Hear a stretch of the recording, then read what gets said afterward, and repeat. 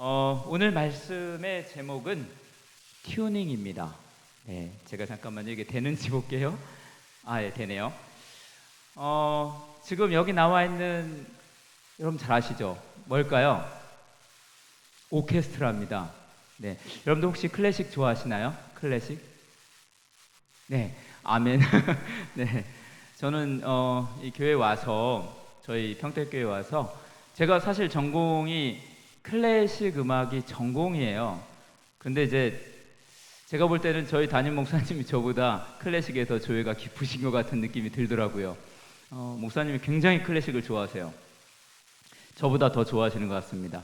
아무튼 이 클래식 음악에 꽃이라 할 수 있는 것이 오케스트라 같아요. 오케스트라. 오케스트라는 아주 여러분들 보시다시피 굉장히 다양한 악기가 모여 있습니다. 여러분들 혹시 아시는 악기 보이시나요? 네, 바이올린도 있고 비올라, 첼로, 콘트라베이스, 또 목관 악기에는 오늘 들었던 플룻, 오보에, 클라리넷, 바순 이런 것들이 있고요. 금관 악기에는 트럼펫, 트럼본, 튜바, 또 여러 다른 악기들도 있겠죠. 홀은 여러 가지, 그리고 타 악기도 있고요. 또 피아노도 같이 할 때가 있어요. 이렇게 오케스트라에는 다양한 악기가 있고 이 악기들은 음색도 다 달라요. 그런데 이 다양한 악기들이 모여가지고 아름다운 하모니를 연주합니다. 되게 듣기 좋아요. 한 가지 음색으로 들리는 음악보다 훨씬 듣기 좋습니다. 이 다양한 악기가, 심지어 이 악기들은요 조성도 달라요.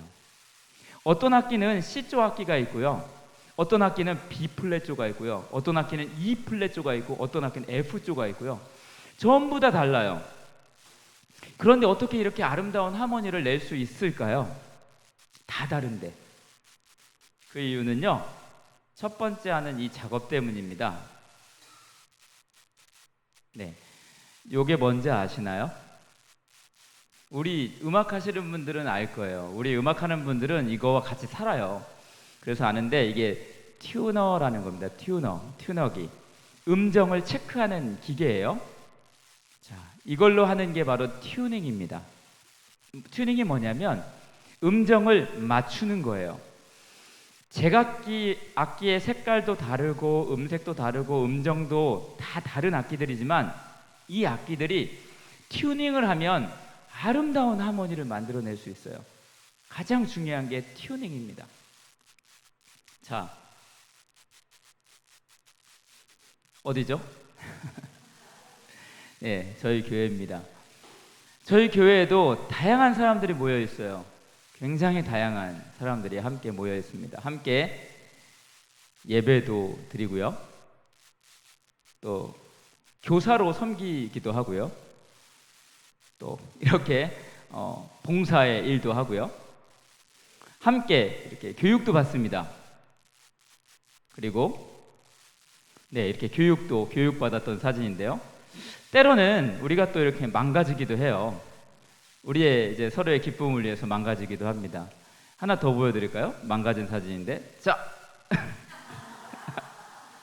네, 여러분들이 이렇게 좋아하니까 망가질 수밖에 없죠.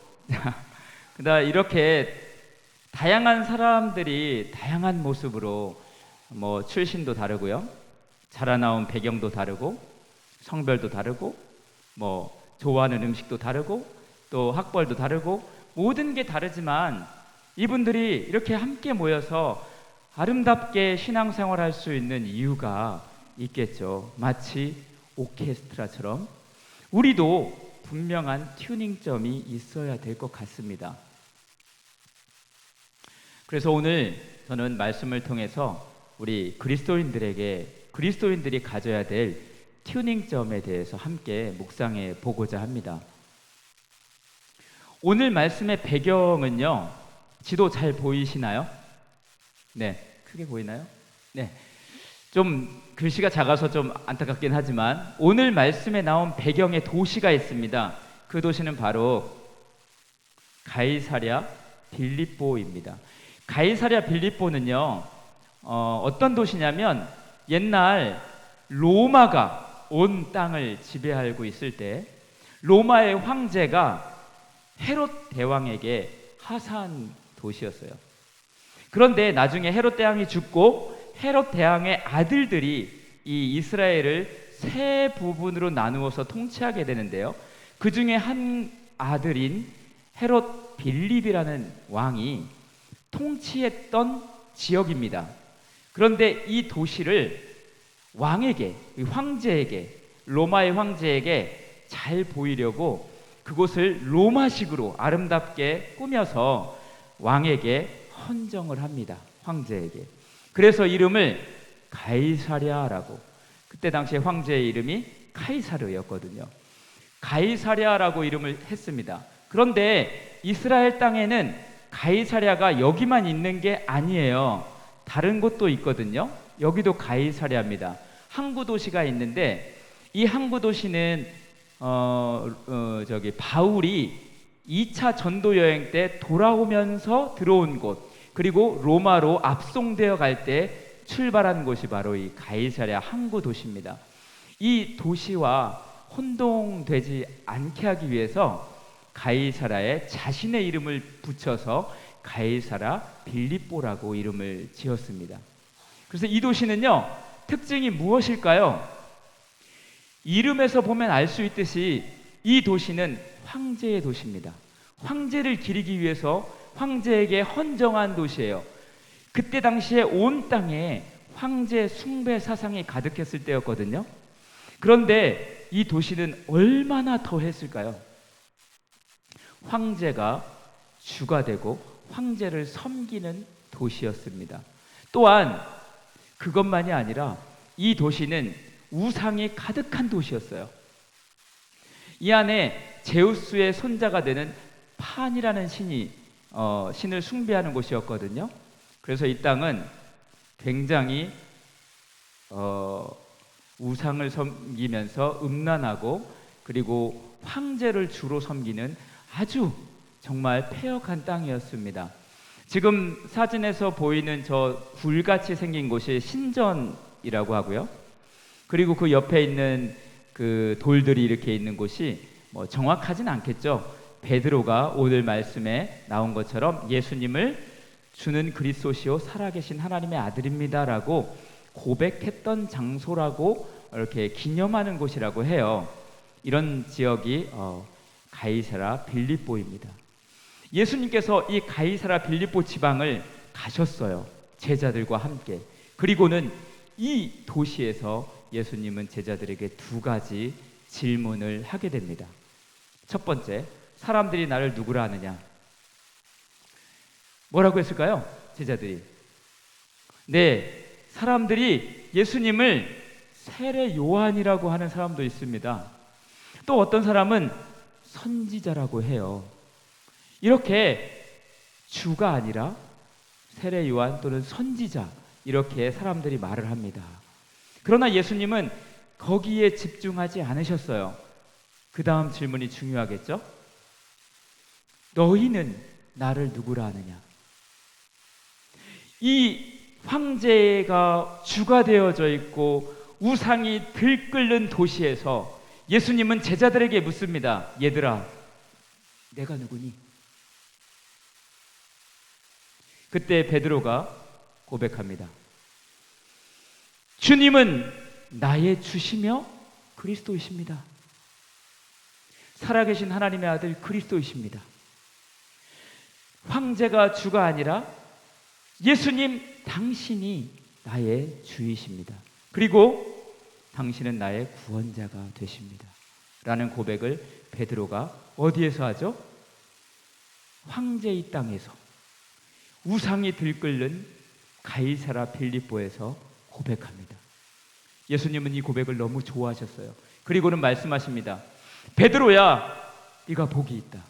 내가 네 신앙 고백 위에 내 교회를 세우겠다. 네 신앙 고백, 그 반석 위에 내가 내 교회를 세우겠다.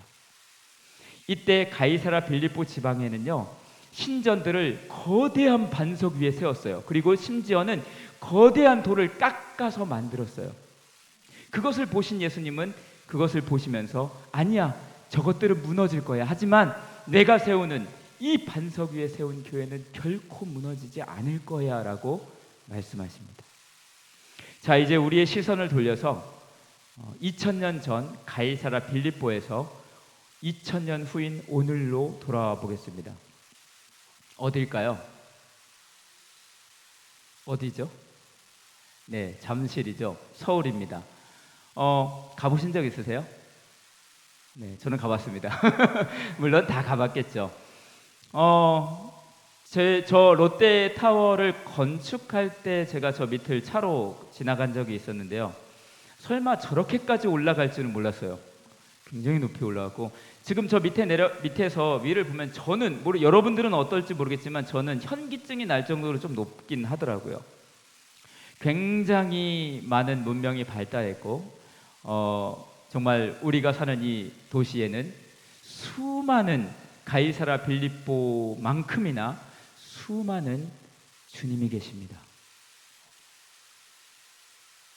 자, 우리가 사는 세상을 볼까요? 돈이 이 세상의 가장 큰 주님이 되십니다. 돈이. 여러분, 이 땅은요 경제로 돌아가고 있습니다. 왜 나라가 나를 침공할까요? 왜 경제 제재를 할까요? 다 자기가 잘 살기 위해서예요. 자기 나라가 부강해지기 위해서 하는 겁니다.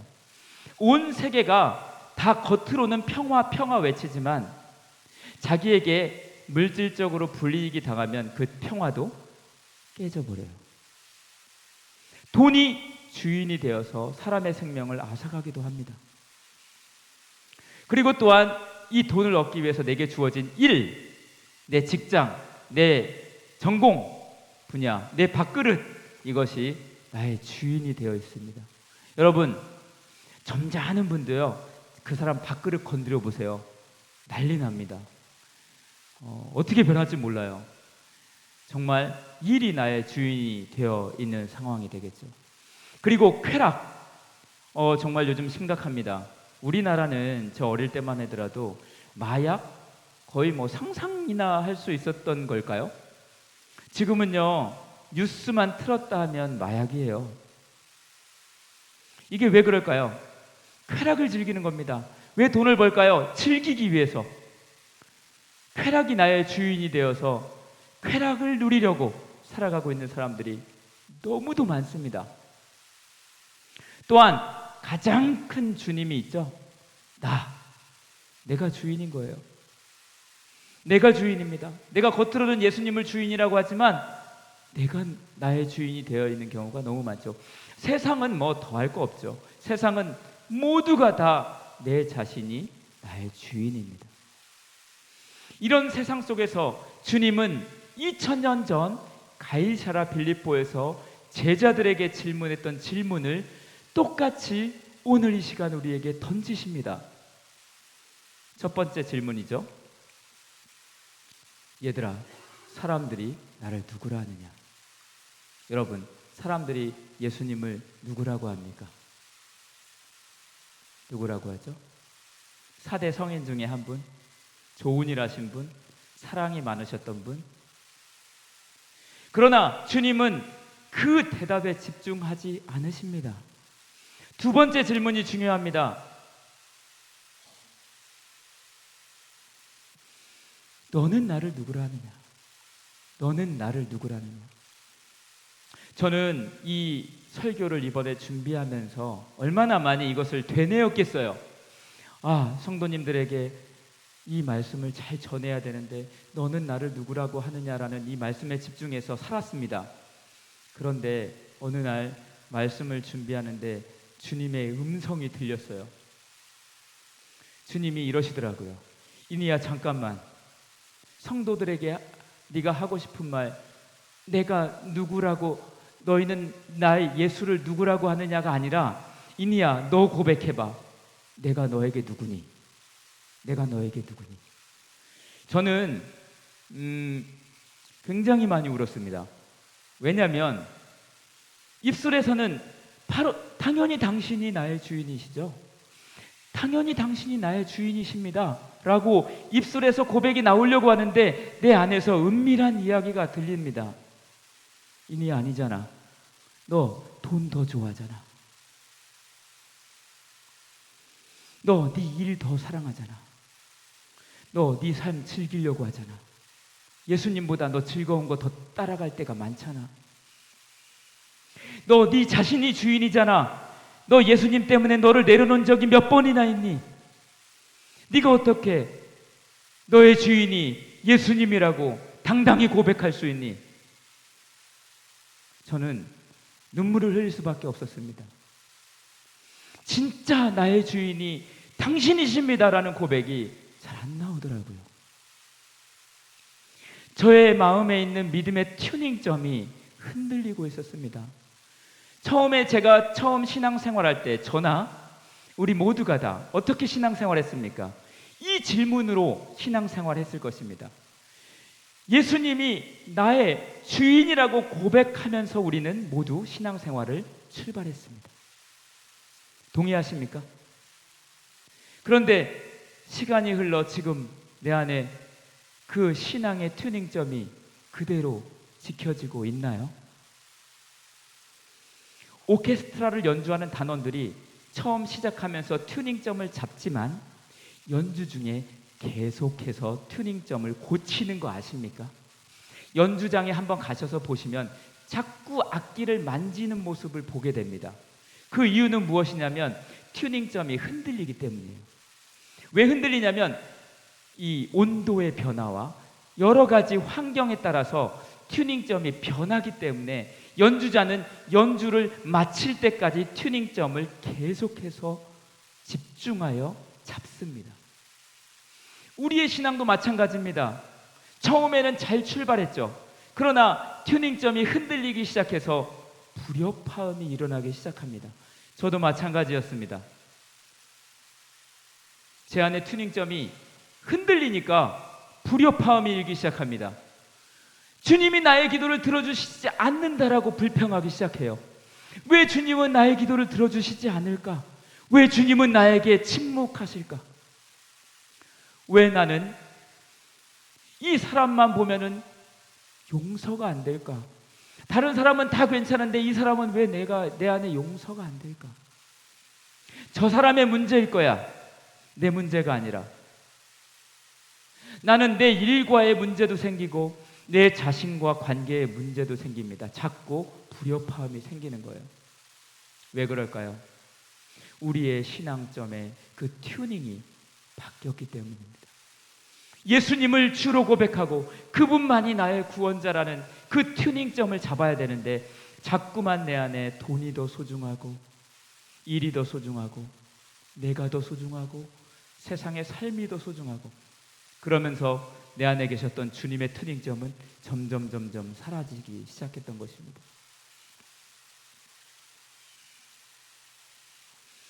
그리스도인은 무엇일까요? 그리스도의 사람이라고 하는 말입니다. 그리스도인이란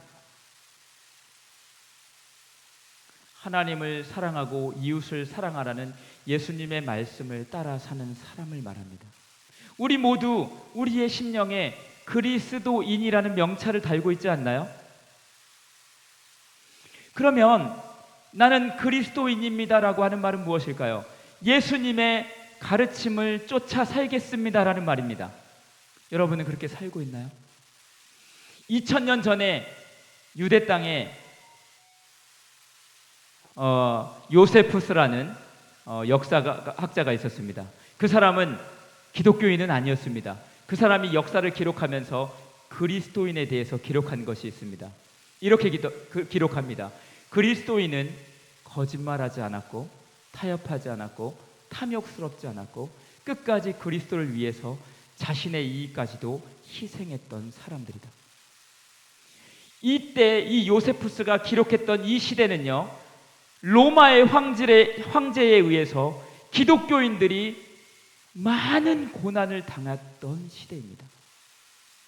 기독교인들이 잘 사는 시대가 아니었어요. 기독교인들이 탄압을 받고 박해를 받고 심지어 자신의 목숨을 내어놓을 수밖에 없는 상황까지 이르는 그런 시대였습니다. 그런 시대의 그리스도인의 정체성이 요세푸스는 말하기를 거짓말하지 않았고 타협하지 않았고 탐욕스럽지 않았고 끝까지 그리스도를 위해서 자신의 이익까지도 희생했던 삶이라고 합니다.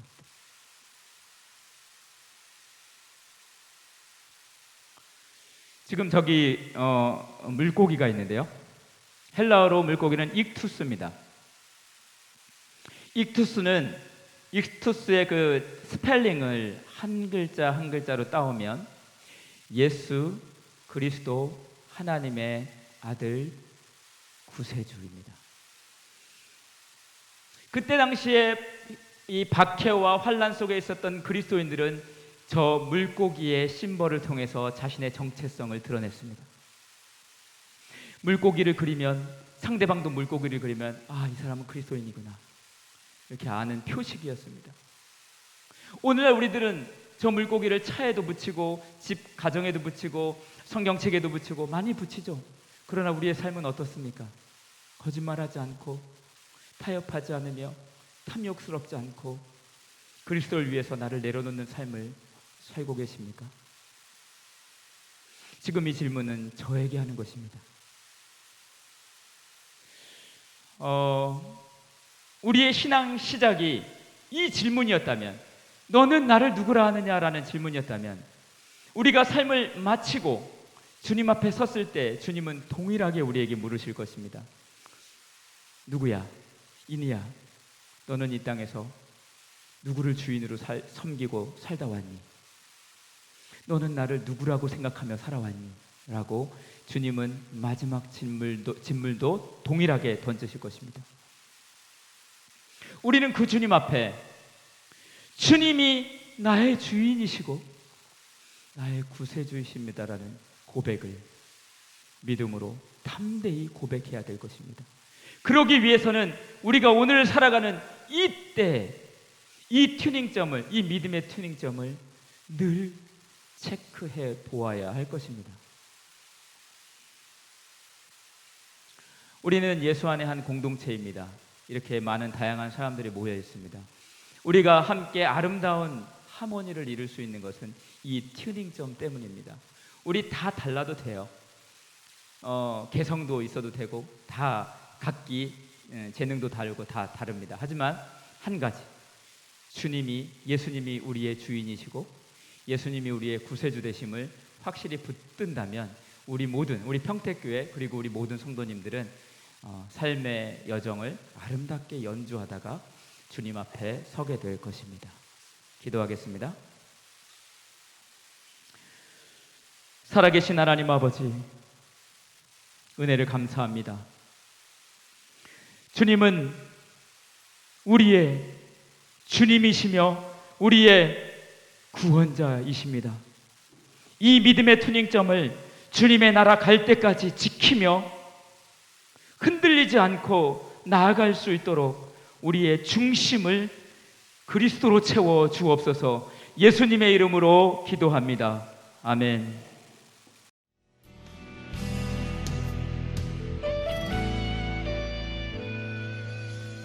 주님 말씀하시면 내가 나가리다.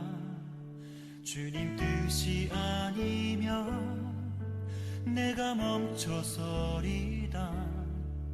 나의 가고 서는 것 주님 뜻에 있으니 오 주님 나를 이끄소서. 주님 말씀하시면 내가 나가리다. 주님 뜻이 아니면 내가 멈춰서리다. 나의 가고 서는 것 주님 뜻에 있으니 오 주님 나를 이끄소서. 뜻하신 그곳에 나 있기 원합니다. 이끄시는 대로 순종하며 살리니 연약한 내 영혼 통하여 일하소서. 주님 나라와 그 뜻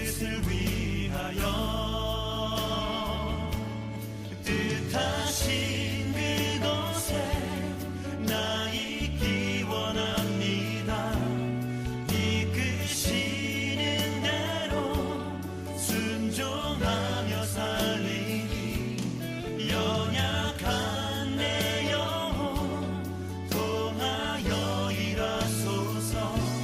주님 나라와 그 뜻을 위하여 오 주님 나를 이끄소서.